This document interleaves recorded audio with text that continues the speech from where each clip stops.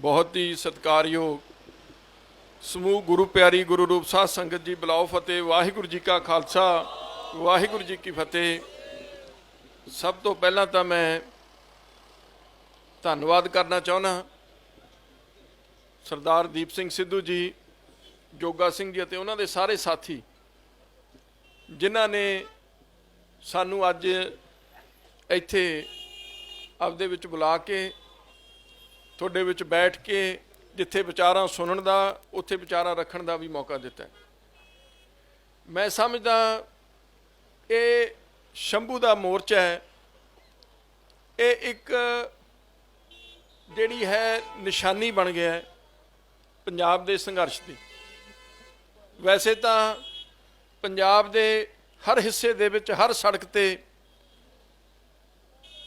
किसान बैठे ने, किसान जथेबंदियां बैठियां हैं, सारियां दा आपदा बहुत वड्डा योगदान है इस संघर्ष नूं अगे ले जाण दे विच।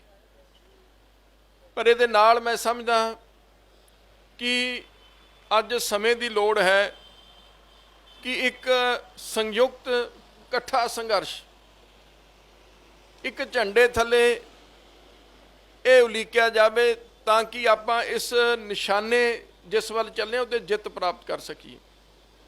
जे आपां इहदी बुनियाद की कारण बनया, क्यों ये कानून लिआंदे गए दे वल जाइए, तो मैं समझदा तुसीं भी जानते हो भी ये कानून कहे तो ये जाते ने भी ये किसानां वास्ते लिआंदे गए, पर कदे किसी किसान ने किसान जथेबंदी ने इन्हां कानूनां दी मंग नहीं की। ये तो किसानां दे जिहड़ा गल च ठोसे गए ने। ते ये जिहड़े कानून ने इन्हां दा मकसद की है? इन्हां दा मकसद है कि हौली हौली जिहड़ी सरकार है वो सरकारी खरीद चों बाहर आ जाए। क्यों सरकारी खरीद चों बाहर आउणा चाहुंदे आ वो? क्योंकि उन्होंने एक फैसला कर लिया जिवें डायरैक्ट सबसिडी आपां हर चीज़ लई इन्हां ने शुरू की है भी सीधा खात्यां च पा दिओ। ये अपनी फसल काहदे वास्ते खरीदी जाती है? ये खरीदी जाती है जिहड़ा PDS सिस्टम है, पब्लिक डिस्ट्रीब्यूशन सिस्टम, उहदे वास्ते गरीबां नूं देण लई जिहड़ी केंद्र सरकार खरीददी है। ते वो खरीद के स्टोर करके वख-वख सूबियां च जिथे भी जिहड़ी है 2 रुपए किलो कणक या जिहड़े चौल ने वो मुहैया कराए जाते हैं।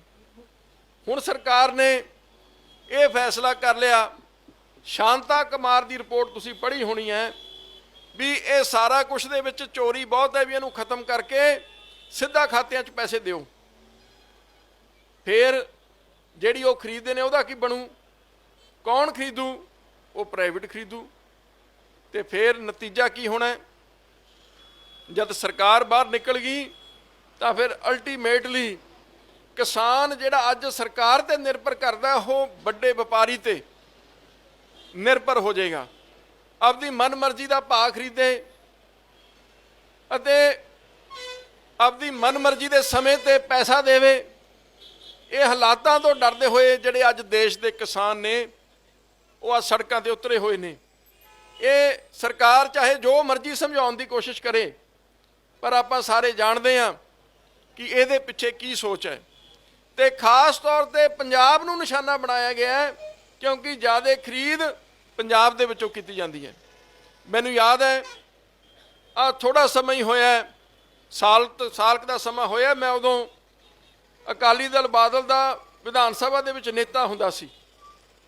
370 की धारा तोड़ी गई ते साडे ही कुछ पार्टी के आगू कहते जी बहुत वधिया कीता मोदी ने, बहुत वधिया कीता। मैं उत्थे ही बैठा सी, मैं कहा मैनूं ये नहीं समझ आउंदी तुसीं की सोच रहे हो।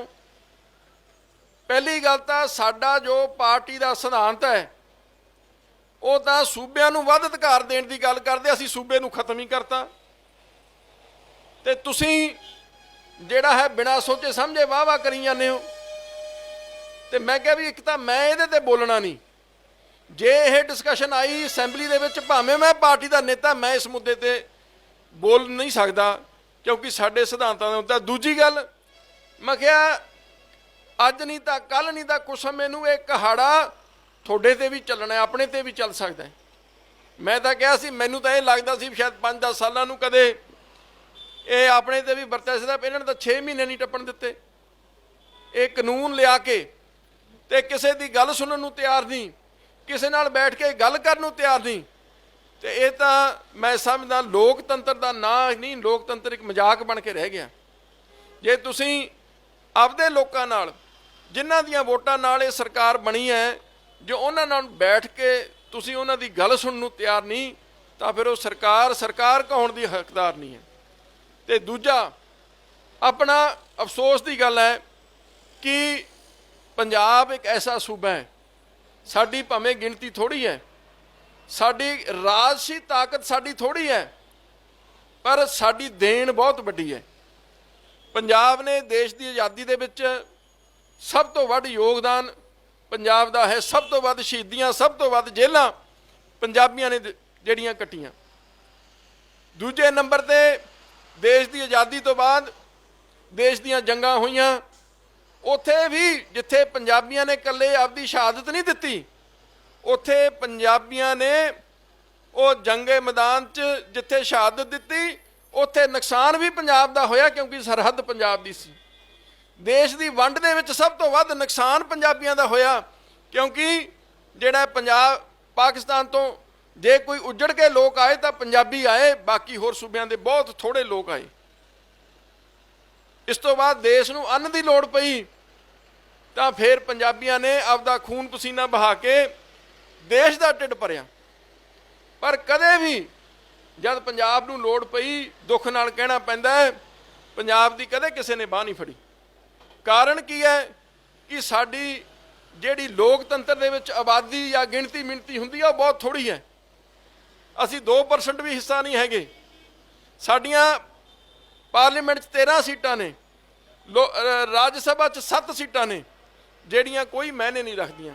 ਜੇ ਇਹੀ ਲੜਾਈ ਕਿਤੇ ਐਡਾ ਹੀ ਸੰਘਰਸ਼ ਯੂਪੀ ਬਿਹਾਰ 'ਚ ਵਿੱਢਿਆ ਹੁੰਦਾ, ਅੱਜ ਸਰਕਾਰ ਨੇ ਉਹਨਾਂ ਨੂੰ ਬੁਲਾ ਲੈਣਾ ਸੀ ਵੀ ਆ ਜਾਓ ਸਾਡੇ ਨਾਲ ਗੱਲ ਕਰ ਲਓ।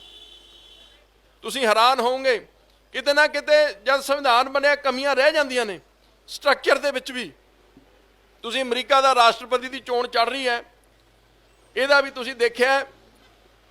ਉਹਦੇ 'ਚ ਤੁਹਾਨੂੰ ਬੜੀ ਮਜ਼ੇਦਾਰ ਗੱਲ ਦੱਸਦਾ, ਉੱਥੇ ਕਿੰਨੀ ਸਿਆਣਪ ਨਾਲ ਉਹਨਾਂ ਨੇ ਸਰਕਾਰਾਂ ਆਪਦੀਆਂ ਜਿਹੜੀਆਂ ਅਸੈਂਬਲੀਆਂ ਪਾਰਲੀਮੈਂਟਾਂ ਬਣਾਈਆਂ। ਜਿਵੇਂ ਆਪਣੇ ਰਾਜ ਸਭਾ ਤੇ ਲੋਕ ਸਭਾ ਹੈ, ਉੱਥੇ ਸੈਨੇਟ ਹੁੰਦੀ ਹੈ ਇੱਕ ਹੁੰਦੀ ਹੈ ਕਾਂਗਰਸ, ਜਾਂ ਇਹਨੂੰ ਹਾਊਸ ਆਫ ਰਿਪਰੈਜ਼ੈਂਟੇਟਿਵਸ ਕਹਿੰਦੇ ਹੈ।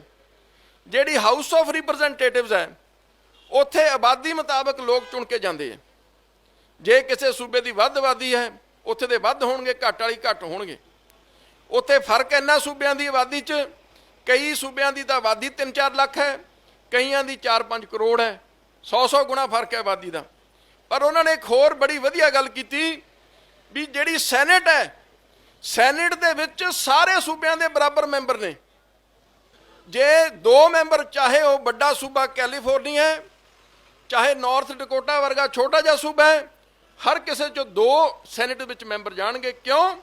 ਉਹ ਕਹਿੰਦੇ ਵੀ ਅਸੀਂ ਇਸ ਕਰਕੇ ਕੀਤਾ ਵੀ ਜਿਹੜੀ ਮੈਜੋਰਿਟਿਜ਼ਮ ਹੈ ਉਹ ਕਦੇ ਹਾਵੀ ਨਾ ਹੋ ਜੇ ਸੱਚਾਈ ਦੇ ਉੱਤੇ, ਕਿਤੇ ਜਿਹੜੇ ਵੱਡੇ ਸੂਬੇ ਨੇ ਉਹ ਛੋਟੇ ਸੂਬੇ ਨਾਲ ਧੱਕਾ ਨਾ ਕਰਨ ਲੱਗ ਪੈਣ। ਇਸ ਲਈ ਉਹਨਾਂ ਨੇ ਇਹ ਜਿਹੜਾ ਆਪਦਾ ਐਸਾ ਸਿਸਟਮ ਲਿਆਂਦਾ, ਜਿਹੜੀ ਸਾਡੇ ਵਿੱਚ ਬੜੀ ਕਮੀ ਹੈ, ਜਿਸ ਕਰਕੇ ਸਾਡੀ ਜਿਹੜੀ ਆਵਾਜ਼ ਨਾ ਪਹੁੰਚਦੀ ਹੈ, ਨਾ ਹੀ ਉੱਥੇ ਦਬਾਅ ਸੁਣਿਆ ਜਾਂਦਾ। ਉੱਥੇ ਸਾਡੇ ਐਮਪੀਆਂ ਨੇ, ਮੈਂ ਕਿਸੇ ਦੀ ਨੁਕਤਾਚੀਨੀ ਨਹੀਂ ਕਰਨਾ ਚਾਹੁੰਦਾ, ਸਾਰਿਆਂ ਨੇ ਆਪਦਾ ਹਿੱਸਾ ਰੌਲਾ ਪਾਇਆ, ਉੱਥੇ ਵੋਟ ਪਾਈ ਬੀਜੇਪੀ ਤੋਂ ਬਿਨਾਂ। ਪਰ ਕਿਉਂ ਨਹੀਂ ਸੁਣੀ ਗਈ? ਕਿਉਂਕਿ ਸਾਡੀ ਉੱਥੇ ਉਹ ਆਵਾਜ਼, ਖਾਸ ਤੌਰ ਤੇ ਸਾਡਾ ਜੋ ਤਾਕਤ ਖਾਸ ਤੌਰ ਤੇ ਸਿਆਸੀ ਸੀ, ਉਹ ਬੜੀ ਸੀਮਤ ਸੀ। ਇਸ ਕਰਕੇ ਅੱਜ ਸਾਨੂੰ ਇਹ ਧਰਨੇ ਮੁਜ਼ਾਹਰੇ ਕਰਨੇ ਪੈ ਰਹੇ ਹੈ। ਇਹ ਸਾਡੀਆਂ ਮਾਈਆਂ ਆਪਦੇ ਕੰਮ ਛੱਡ ਕੇ ਸੜਕਾਂ ਤੇ ਬੈਠੀਆਂ ਨੇ, ਤੇ ਦੱਸੋ ਇਸ ਤੋਂ ਵੱਧ ਦੁਖਦਾਈ ਗੱਲ ਕੀ ਹੋ ਸਕਦੀ ਹੈ? ਤੇ ਮੈਂ ਤਾਂ ਇਸ ਮੌਕੇ ਤੇ ਕਹਿ ਸਕਦਾ ਕਿ ਸਾਨੂੰ ਅੱਜ ਹਰ ਚੀਜ਼ ਭੁਲਾ ਕੇ, ਸਾਡੇ ਮਤਭੇਦ ਬਹੁਤ ਹੋਣਗੇ, ਸਾਰੀਆਂ ਪਾਰਟੀਆਂ 'ਚ ਵੀ ਹੁੰਦੇ, ਭਾਈਚਾਰਿਆਂ 'ਚ ਵੀ ਹੁੰਦੇ ਨੇ, ਕਿਉਂਕਿ ਇਹ ਚੀਜ਼ਾਂ ਜਿਹੜੀਆਂ ਸਮਾਜ ਦੇ ਵਿੱਚ ਬਣੀਆਂ ਹੋਈਆਂ। ਪਰ ਅੱਜ ਸਾਨੂੰ ਸਾਰਿਆਂ ਨੂੰ ਇਕੱਠੇ ਹੋ ਕੇ ਇਹ ਲੜਾਈ ਨੂੰ ਅੱਗੇ ਲਿਜਾਣ ਦੀ ਲੋੜ ਹੈ। ਤੇ ਲੜਾਈ ਕਿਵੇਂ ਜਿੱਤੀ ਜਾਣੀ ਹੈ, ਉਹਦੇ ਵਾਸਤੇ ਵੀ ਸਾਨੂੰ ਪੂਰੇ ਦੇਸ਼ ਨੂੰ ਨਾਲ ਲੈਣਾ ਪੈਣਾ। ਦੇਸ਼ ਦੀ ਕਿਸਾਨੀ ਨੂੰ ਸਮਝਾਉਣਾ ਪੈਣਾ ਕਿ ਇਹ ਜਿਹੜਾ ਹੈ ਇਹਦੀ ਜਿਹੜੇ ਮਨਸੂਬੇ ਨੇ, ਇਹ ਜਿਹੜੀ ਕਿਸਾਨੀ ਨੂੰ ਖਤਮ ਕਰਨ ਦੇ ਮਨਸੂਬੇ, ਜੇ ਅੱਜ ਪੰਜਾਬ ਤੇ ਇਹ ਹਮਲਾ ਹੋਇਆ ਹੈ, ਕੱਲ ਹੋਰ ਤੀਜਾ ਸੂਬਾ ਕੋਈ ਹੋਰ ਵੀ ਹੋ ਸਕਦਾ ਹੈ ਜਿਹਦੇ ਤੇ ਇਹ ਕੱਲੇ ਕੱਲੇ ਕਰਕੇ ਉਹਨਾਂ ਦਾ ਨੁਕਸਾਨ ਕਰ ਸਕਦੇ ਆ। ਸਾਰੀਆਂ ਪਾਰਟੀਆਂ ਦੇਸ਼ ਦੀਆਂ, ਉਹਨਾਂ ਨੂੰ ਇਕੱਠੇ ਹੋਣਾ ਚਾਹੀਦਾ, ਸਾਨੂੰ ਇਕੱਠੇ ਜੋੜਨਾ ਚਾਹੀਦਾ ਸਾਰਿਆਂ ਨੂੰ ਇਸ ਸੰਘਰਸ਼ ਦੇ ਵਿੱਚ, ਤਾਂ ਹੀ ਅਸੀਂ ਜਿਹੜੀ ਹੈ ਜਿੱਤ ਪ੍ਰਾਪਤ ਕਰ ਸਕਦੇ ਹਾਂ। ਸਾਨੂੰ ਜਿਹੜਾ ਦਿੱਲੀ ਦਾ ਕਿਸਾਨ ਯੂਨੀਅਨ ਨੇ ਫੈਸਲਾ ਕੀਤਾ ਵੀ 26-27 ਤਰੀਕ ਨੂੰ ਅਸੀਂ ਦਿੱਲੀ ਜਾ ਕੇ ਉੱਥੇ 2 ਦਿਨ ਦਾ ਧਰਨਾ ਰੱਖਾਂਗੇ। ਮੇਰੀ ਤੁਹਾਨੂੰ ਸਭ ਨੂੰ ਬੇਨਤੀ ਹੈ ਵੀ ਆਪਾਂ ਨੂੰ ਉਹਦੇ ਵਿੱਚ ਵੀ ਸਭ ਤੋਂ ਹਰ ਕੋਈ ਬੰਦਾ ਛੱਡ ਕੇ ਆਪਦੇ ਫਰਕ ਉਹਦੇ ਵਿੱਚ ਸ਼ਾਮਿਲ ਹੋ, ਤਾਂ ਕਿ ਦਿੱਲੀ ਜਾ ਕੇ ਜਿਹੜੀ ਲੜਾਈ ਤਾਂ ਆਖਿਰ ਦਿੱਲੀ ਜਿੱਤੀ ਜਾਣੀ ਹੈ, ਉੱਥੇ ਜਾ ਕੇ ਉਹਨੂੰ ਆਪਾਂ ਇੱਕ ਸੰਦੇਸ਼ ਦੇ ਸਕੀਏ ਵੀ ਸਾਰੇ ਪੰਜਾਬੀ ਅੱਜ ਇਕੱਠੇ ਹੋ ਚੁੱਕੇ ਨੇ ਤੇ ਇਹ ਜਿਹੜੀ ਤਾਨਾਸ਼ਾਹੀ ਹੈ ਇਹ ਅਸੀਂ ਕਿਸੇ ਹਰਗਿਜ਼ ਨਾ ਕਦੇ ਪੰਜਾਬੀਆਂ ਨੇ ਪਹਿਲਾਂ ਸਹਿਣ ਕੀਤੀ ਹੈ, ਨਾ ਹੀ ਕਦੇ ਤਾਨਾਸ਼ਾਹੀ ਜਿਹੜੀ ਹੈ ਭਵਿੱਖ ਵਿੱਚ ਪੰਜਾਬੀ ਕਦੇ ਸਹਿਣ ਕਰਨਗੇ। ਸੋ ਮੈਂ ਨਾਲ ਹੀ ਆਪਦੇ ਵੱਲੋਂ ਸ਼੍ਰੋਮਣੀ ਅਕਾਲੀ ਦਲ ਡੈਮੋਕ੍ਰੈਟਿਕ ਦਾ ਨੁਮਾਇੰਦਾ ਹੋਣ ਦੇ ਨਾਤੇ ਤੁਹਾਨੂੰ ਇਹ ਵੀ ਵਿਸ਼ਵਾਸ ਦਿਵਾਉਣਾ ਕਿ ਸਾਡਾ ਪਹਿਲੇ ਦਿਨ ਤੋਂ ਹੀ ਇਹ ਫੈਸਲਾ ਸੀ ਕਿ ਆਪਾਂ ਸੰਘਰਸ਼, ਲੋਕਾਂ ਦੇ ਸੰਘਰਸ਼ ਵਿੱਚ ਸ਼ਾਮਿਲ ਹੋਣਾ ਹੈ, ਕੋਈ ਆਪਦੀ ਡਫਰੀ ਨਹੀਂ ਵਜਾਉਣੀ, ਤਾਂ ਕਿ ਜੇ ਕਿਸਾਨ ਯੂਨੀਅਨਾਂ ਜੋ ਫੈਸਲਾ ਕਰਨਗੀਆਂ ਉਹਨਾਂ ਦੇ ਉੱਤੇ ਅਸੀਂ ਪਹਿਰਾ ਦੇਵਾਂਗੇ, ਉਹਨਾਂ ਦੇ ਸਾਰੇ ਜੋ ਪ੍ਰੋਗਰਾਮ ਨੇ ਉਹਦੇ ਵਿੱਚ ਹਿੱਸਾ ਲਵਾਂਗੇ। ਮੈਨੂੰ ਖੁਸ਼ੀ ਹੈ ਵੀ ਸਾਡੇ ਜਿਹੜੇ ਆਗੂ ਵਰਕਰ ਨੇ ਉਹਨਾਂ ਦੇ ਜਿੱਥੇ ਜਿੱਥੇ ਬੈਠੇ ਸੀ ਸਾਰਿਆਂ ਨੇ ਆਪਦਾ ਜਿੰਨਾ ਵੀ ਯੋਗਦਾਨ ਪਾ ਸਕਦੇ ਸੀ ਉਹ ਪਾਉਣ ਦਾ ਯਤਨ ਕੀਤਾ। ਅੱਗੇ ਵੀ ਅਸੀਂ ਪੂਰਾ ਜਿਹੜਾ ਹੈ ਆਪਦੇ ਵੱਲੋਂ ਇਹ ਵਿਸ਼ਵਾਸ ਦਿਵਾਉਣੇ ਆ ਤੇ 26 ਤਰੀਕ ਨੂੰ 27 ਨੂੰ ਵੀ ਸਾਡੇ ਸਾਰੇ ਜਿਹੜੇ ਆਗੂ, ਸਾਡੇ ਸਾਰੇ ਵਰਕਰ ਉਹ ਜਾ ਕੇ ਦਿੱਲੀ ਦੇ ਵਿੱਚ ਆਪਦਾ ਜ਼ਰੂਰ ਹਿੱਸਾ ਪਾਉਣਗੇ। ਅਸੀਂ ਕੋਈ ਲੀਡਰ ਦੇ ਤੌਰ ਤੇ ਨਹੀਂ ਉੱਥੇ ਜਾਣਾ, ਅਸੀਂ ਆਮ ਇੱਕ ਕਿਸਾਨ ਦੇ ਤੌਰ ਤੇ, ਕਿਸਾਨ ਪੰਜਾਬੀ ਦੇ ਤੌਰ ਤੇ ਉੱਥੇ ਜਾ ਕੇ ਹਿੱਸਾ ਲੈਣਾ। ਸੋ ਮੈਂ ਫਿਰ ਜਿੱਥੇ ਸਮਾਂ ਕਿਉਂਕਿ ਬਹੁਤ ਹੋ ਗਿਆ, ਮੈਂ ਵਿਸ਼ੇਸ਼ ਤੌਰ ਤੇ ਸਾਡੇ ਵੀਰ ਦੀਪ ਜੀ ਜਿਹੜੇ ਇੱਕ ਨਾਮਵਰ ਕਲਾਕਾਰ ਨੇ, ਆਪਦਾ ਸਾਰਾ ਪ੍ਰੋਫੈਸ਼ਨ ਨੂੰ ਪਿੱਛੇ ਧੱਕ ਕੇ ਅੱਜ ਇੱਥੇ ਬੈਠੇ ਨੇ, ਸਾਰਾ ਆਪਦਾ ਕੰਮ ਛੱਡ ਕੇ, ਹੋਰ ਉਹਨਾਂ ਦੇ ਸਾਰੇ ਸਾਥੀ, ਉਹਨਾਂ ਨੂੰ ਇਸ ਗੱਲ ਦੀ ਵਧਾਈ ਦਿੰਦਾ ਕਿ ਉਹਨਾਂ ਨੇ ਜਦ ਲੋੜ ਪਈ ਹੈ ਅੱਜ ਪੰਜਾਬ ਦੇ ਲੋਕਾਂ ਨੂੰ ਤਾਂ ਉਹ ਮੂਹਰੇ ਆ ਕੇ ਖੜੇ ਨੇ। ਉਹਨਾਂ ਨੇ ਆਪਦੇ ਜਜ਼ਬਾਤ ਵੀ ਤੁਸੀਂ ਸਾਰਿਆਂ ਨੇ ਉਹਨਾਂ ਦੇ ਸੁਣੇ ਹੋਣੇ, ਹੋਰ ਸਾਰੇ ਸਾਥੀਆਂ ਦੇ। ਮੈਂ ਇੱਕੋ ਹੀ ਫੇਰ ਦੁਬਾਰਾ ਹੀ ਕਰਦਾ ਵੀ ਇਹਦਾ ਜਿੱਤ ਦਾ ਸਿਰਫ ਇੱਕੋ ਹੀ ਰਸਤਾ ਹੈ, ਉਹ ਹੈ ਏਕਤਾ, ਤੇ ਉਹਦੇ ਰਾਹੀਂ ਹੀ ਜਿਹੜੀ ਇਹ ਜਿੱਤ ਸਾਰੀ ਪ੍ਰਾਪਤ ਹੋਣੀ ਹੈ। ਨਹੀਂ ਜਿਸ ਤਰੀਕੇ ਨਾਲ ਕੱਲੇ ਕੱਲੇ ਚਾਹੇ 300 ਧਾਰਾ 70 ਤੋੜਨ ਦੀ ਗੱਲ ਹੋਵੇ, ਚਾਹੇ CAA ਦੀ ਗੱਲ ਹੋਵੇ ਜਿਹੜੀ ਲਾਗੂ ਕੀਤਾ ਉਹ ਸਿਟੀਜ਼ਨਸ਼ਿਪ ਅਮੈਂਡਮੈਂਟ ਐਕਟ, ਉਹਦੇ ਵਿੱਚ ਵੀ ਪਹਿਲਾਂ ਮੁਸਲਮਾਨ ਭਾਈਚਾਰੇ ਨੂੰ ਅੱਡ ਕਰ ਦਿੱਤਾ ਗਿਆ। ਤਾਂ ਮੈਂ ਧਰਮ ਦੀ ਗੱਲ ਨਹੀਂ ਕਰਾਂਗਾ, ਮੈਂ ਤਾਂ ਇਹ ਗੱਲ ਕਰਦਾ ਵੀ ਇਹ ਇੱਕ ਬੜੀ ਸੋਚੀ ਸਮਝੀ ਸਾਜ਼ਿਸ਼ ਦੇ ਤਹਿਤ ਇਹ ਜੋ ਸਾਰਾ ਕੁਝ ਹੋ ਰਿਹਾ ਹੈ, ਇਹ ਤੋਂ ਆਪਾਂ ਨੂੰ ਸੁਚੇਤ ਰਹਿਣ ਦੀ ਲੋੜ ਹੈ। ਇਹ ਕੋਈ ਇਕੱਲੀ ਕਿਸਾਨੀ ਦੀ ਲੜਾਈ ਵੀ ਨਹੀਂ, ਇਹ ਸੂਬਿਆਂ ਦੀ ਵੀ ਲੜਾਈ। ਆਖਰ ਸੂਬਿਆਂ ਦੇ ਅਧਿਕਾਰਾਂ ਤੇ ਵੀ ਟਾਕਾ ਵੱਜਿਆ। ਅੱਜ ਸਿਰਫ ਇਹ ਕਿਸਾਨੀ ਦੀ ਦਿਖ ਰਹੀ ਹੈ, ਪਰ ਕੱਲ ਨੂੰ ਜਦ ਸੂਬਿਆਂ ਦੇ ਐਂ ਅਧਿਕਾਰ ਖੋਏ ਜਾਂਦੇ ਰਹੇ ਤਾਂ ਘਰ ਫਿਰ ਸੂਬੇ ਨਹੀਂ ਰਹਿ ਜਾਣੇ, ਉਹ ਤਾਂ ਇੱਕ ਡਿਗਨੀਫਾਈਡ ਮਿਊਨਿਸਪਲ ਕਮੇਟੀਆਂ ਬਣ ਜਾਣਗੀਆਂ ਜਿਨ੍ਹਾਂ ਕੋਲ ਆਪਦੇ ਕੋਈ ਅਧਿਕਾਰ ਨਹੀਂ। ਉਹ 24 ਘੰਟੇ ਕੇਂਦਰ ਦੇ ਮੂੰਹ ਵੱਲ ਝਾਕੀ ਜਾਣਗੇ ਵੀ ਕਦ ਉਹਨਾਂ ਦਾ ਸਾਡੇ ਤੇ ਕਿਰਪਾ ਹੋਊਗੀ ਤੇ ਕਦ ਅਸੀਂ ਜਿਹੜਾ ਹੈ ਆਪਦੇ ਸੂਬੇ 'ਚ ਕੋਈ ਫੈਸਲਾ ਕਰ ਸਕਾਂਗੇ। ਸੋ ਇਸ ਤਰੀਕੇ ਦੇ ਨਾਲ ਅੱਜ ਸਾਡੀ ਸ਼੍ਰੋਮਣੀ ਅਕਾਲੀ ਦਲ ਦੀ ਗੱਲ ਕਰੀਏ ਤਾਂ ਸ਼੍ਰੋਮਣੀ ਅਕਾਲੀ ਦਲ ਤਾਂ ਸੰਘਰਸ਼ਾਂ 'ਚੋਂ ਨਿਕਲੀ ਪਾਰਟੀ ਹੈ। ਜੇ ਸੂਬਿਆਂ ਦੀ ਵੱਧ ਅਧਿਕਾਰ ਦੀ ਕਿਸੇ ਵੀ ਪਾਰਟੀ ਨੇ ਪੰਜਾਬ 'ਚ ਪਹਿਲਾਂ ਗੱਲ, ਦੇਸ਼ 'ਚ ਗੱਲ ਕੀਤੀ ਤਾਂ ਸ਼੍ਰੋਮਣੀ ਅਕਾਲੀ ਦਲ ਨੇ ਕੀਤੀ ਹੈ। ਇਸ ਲਈ ਉਸ ਪਾਰਟੀ ਦੇ ਵਾਰਸ ਦੇ ਤੌਰ ਤੇ ਅਸੀਂ ਇਹੀ ਨਿਸ਼ਾਨਾ ਵੀ ਇਹੀ ਲੈ ਕੇ ਚੱਲੇ ਹਾਂ ਵੀ ਜਿਹੜੀ ਸਾਡੀ ਸ਼੍ਰੋਮਣੀ ਅਕਾਲੀ ਦਲ ਡੈਮੋਕ੍ਰੈਟਿਕ ਦੀ ਸਥਾਪਨਾ ਹੋਈ ਹੈ, ਅਸੀਂ ਸ਼੍ਰੋਮਣੀ ਅਕਾਲੀ ਦਲ ਦੇ ਸਿਧਾਂਤਾਂ ਤੇ ਪਹਿਰਾ ਦੇਵਾਂਗੇ। ਸ਼੍ਰੋਮਣੀ ਅਕਾਲੀ ਦਲ ਦੀ ਸੋਚ ਸੀ ਜਿਹੜੀ ਸਾਡੇ ਬਜ਼ੁਰਗਾਂ ਦੀ, ਉਹ ਤੇ ਚੱਲਾਂਗੇ। ਇਹੀ ਮੁੱਖ ਜਿਹੜੀ ਚੀਜ਼ ਨੂੰ ਲੈ ਕੇ ਅਸੀਂ ਚੱਲੇ ਹਾਂ। ਤਾਂ ਇਹ ਮੈਂ ਸਮਝਦਾ ਸਭ ਤੋਂ ਉਹਦੇ ਵਿੱਚ ਜੇ ਮੂਲ ਸੀ ਤਾਂ ਉਹ ਸਾਡੀ ਜਿੱਥੇ ਪੰਥਕ ਸੋਚ ਸੀ, ਉੱਥੇ ਕਿਸਾਨੀ ਜਿਹੜੀ ਸੀ ਪੰਜਾਬ ਦੀ, ਪੰਜਾਬ ਦੇ ਮਜ਼ਦੂਰ ਦੀ ਗੱਲ ਸੀ, ਉਹ ਹਮੇਸ਼ਾ ਸ਼੍ਰੋਮਣੀ ਅਕਾਲੀ ਦਲ ਸਭ ਤੋਂ ਪਹਿਲਾਂ ਕਰਦਾ ਰਿਹਾ। ਇਸ ਲਈ ਮੈਂ ਫਿਰ ਆਪਦੇ ਵੱਲੋਂ ਜਿਹੜੇ ਮੇਰੇ ਸਾਥੀ ਵੀ ਸਾਡੇ ਨਾਲ ਆਏ ਨੇ ਉਹਨਾਂ ਵੱਲੋਂ ਵੀ ਸਾਰਿਆਂ ਦਾ ਤੁਹਾਡਾ ਧੰਨਵਾਦ ਕਰਦਾ ਕਿ ਤੁਸੀਂ ਸਾਨੂੰ ਦਿੱਤਾ ਸੱਦਾ ਮੌਕਾ ਦਿੱਤਾ ਹੈ। ਵਾਹਿਗੁਰੂ ਜੀ ਕਾ ਖਾਲਸਾ, ਵਾਹਿਗੁਰੂ ਜੀ ਕੀ ਫਤਿਹ।